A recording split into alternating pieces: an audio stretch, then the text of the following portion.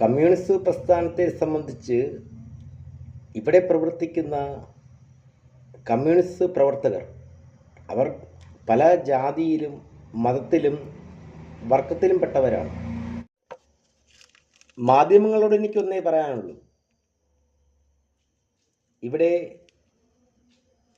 ജനാധിപത്യപരമായി ജീവിക്കുന്ന, വളരെ സമാധാനപരമായി ജീവിക്കുന്ന കേരള സമൂഹത്തെ ജാതിയുടെയും മതത്തിൻ്റെയും വർഗീയത്തിൻ്റെയും രാഷ്ട്രീയത്തിൻ്റെയും പേരിൽ തമ്മിൽ അടുപ്പിക്കരുത്.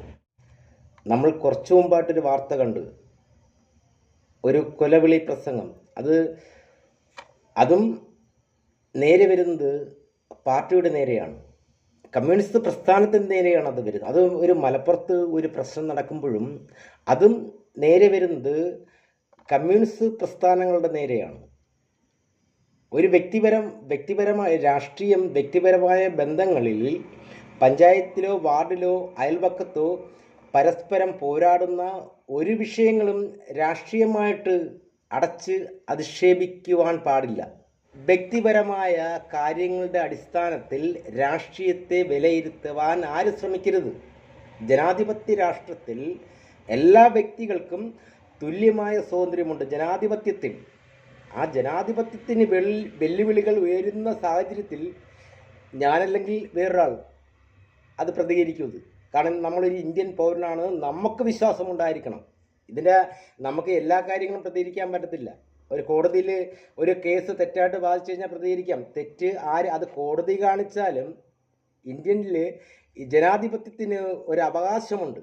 എല്ലാവരും മറന്നുപോകുന്ന ഒരു കാര്യമാണ് ജനാധിപത്യത്തിൻ്റെ അവകാശം എന്ന് വെച്ചാൽ ആര് തെറ്റ് കാണിച്ചാലും ചൂണ്ടപ്പെട്ടിരിക്കണം, അവിടെ നേർക്ക് വിരൽ ചൂണ്ടിയിരിക്കണം. അതാണ് ഇന്ത്യൻ ജനാധിപത്യം. അത് കോടതികളോ രാഷ്ട്രീയക്കാരോ അത് ഭാഷയോ മതമോ ഒന്നുമല്ല അതിൻ്റെ അടിസ്ഥാന തത്വം. ജനാധിപത്യത്തിൽ ആരാണോ ജനാധിപത്യത്തിന് വിരുദ്ധമായിട്ട് ജീവിക്കുന്നത് അവിടെ തെറ്റുകൾ ചൂണ്ടിക്കാണിക്കപ്പെടണം. അത് ഒരു രാഷ്ട്രീയത്തിൻ്റെയോ മതത്തിൻ്റെ പേരിൽ ഒരു വർഗീയ വിപ്ലവം ഉണ്ടാക്കുന്ന രീതിയിലാവല് നിങ്ങളുടെ പ്രതികരണങ്ങൾ. നമുക്കറിയാം, നമുക്ക് എണ്ണിക്കൂടാൻ A to Z വരെ എല്ലാ രാഷ്ട്രീയക്കാരും കേരളത്തിലുണ്ട്.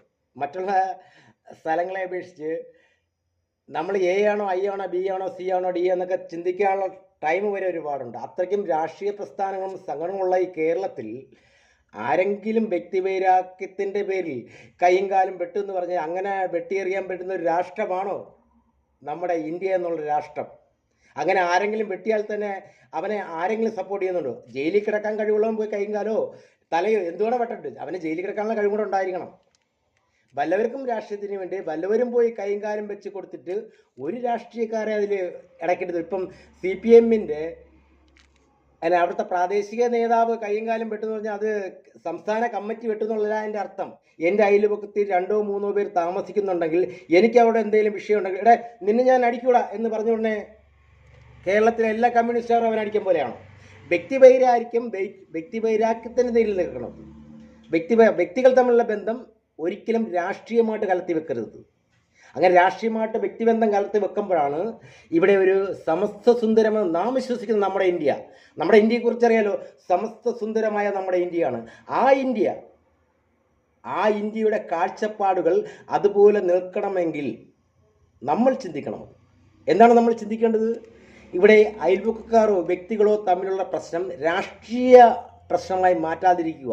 അത് ഞാൻ ഈ ജനങ്ങളോടല്ല പറയുന്നത്. ഈ ചാനൽ, എൻ്റെ ഇന്നത്തെ വിഷയം ചാനലുകളോടാണ് ഞാൻ പറഞ്ഞിരുന്നത്. നിങ്ങൾ ചെറിയ വാർത്തകൾ ഇവിടെ CPM ചെയ്തു, കോൺഗ്രസ് ചെയ്തു, BJP ചെയ്തു, ഇങ്ങനെ നിങ്ങൾക്ക് ചാനലുകളിൽ നിങ്ങൾക്ക് ഒരുപാട് വാർത്തകൾ ഉണ്ടാക്കാൻ വേണ്ടി ശ്രമിക്കുന്ന കാര്യങ്ങൾ ഇവിടുത്തെ ജനാധിപത്യ അടിസ്ഥാനത്തിൽ ഇവിടെ വർഗീയ കലാപങ്ങൾ ഉണ്ടാക്കാനേ സൃഷ്ടിക്കരുതുള്ളൂ. നിങ്ങളുടെ വാർത്തകളാണ് ഇവിടുത്തെ വർഗീയ കലാപങ്ങൾ ഉണ്ടാക്കുന്നത്. കാരണം ഇന്നത്തെ മീഡിയ സോഴ്സ് നിങ്ങൾക്കറിയാലോ, നമുക്ക് എന്തെങ്കിലും പറയാനുണ്ടെങ്കിൽ വ്യക്തമായിട്ട് മീഡിയകളിൽ പറയാൻ പറ്റും. ആ മീഡിയ കാണുന്ന ജനങ്ങൾ നിങ്ങളുടെ വാക്കുകൾ അവിടെ ഹൃദയത്തിൽ എത്രത്തിൽ ആഴത്തിൽ മുറിവേൽപ്പിക്കുമെന്നുള്ള ബോധം ഇവിടെ ഇന്ന് മാധ്യമങ്ങൾക്കുണ്ടാവണം. കാരണം നിങ്ങൾക്ക് തോന്നിവാസം ഏതിലും എഴുതാൻ പറ്റുന്നതല്ല വർത്തമാനങ്ങളും മാധ്യമങ്ങളും. അത് നിഷ്പക്ഷമായിട്ട് ഏത് കാര്യം നിങ്ങൾക്ക് ഇടപെടാം, നിഷ്പക്ഷമായിട്ട് ഏത് കാര്യം നിങ്ങൾക്ക് ചർച്ച ചെയ്യാം. ആവശ്യമില്ലാതെ ഒരു മതങ്ങളെയോ ഒരു രാഷ്ട്രീയ പാർട്ടികളെ പരസ്പരം അടുപ്പിക്കുവാൻ വേണ്ടിയിട്ട് ഒരു മീഡിയകളും ഇവിടെ ശ്രമിക്കരുത്. അങ്ങനെ ശ്രമിച്ചു കഴിഞ്ഞാൽ ജനാധിപത്യത്തിൽ ഈ 65% വരുന്ന ജനങ്ങൾ മാറുന്ന മീഡിയകളും കാണും, രാഷ്ട്രീയക്കാരും കാണും. അത്